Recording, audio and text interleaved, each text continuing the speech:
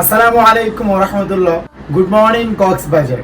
পৃথিবীর সব প্রান্ত থেকে একমাত্র এই সাগরের গর্জনটা দেখার জন্য মানুষ ছুটে আসে, মন ফ্রেশ করার জন্য মানুষ ছুটে আসে। জাস্ট দেখেন, সকাল এখন 6:30, এত সুন্দর ভিউ। এই ভিউটা আপনি টাকা দিয়ে কিনতে পারবেন না।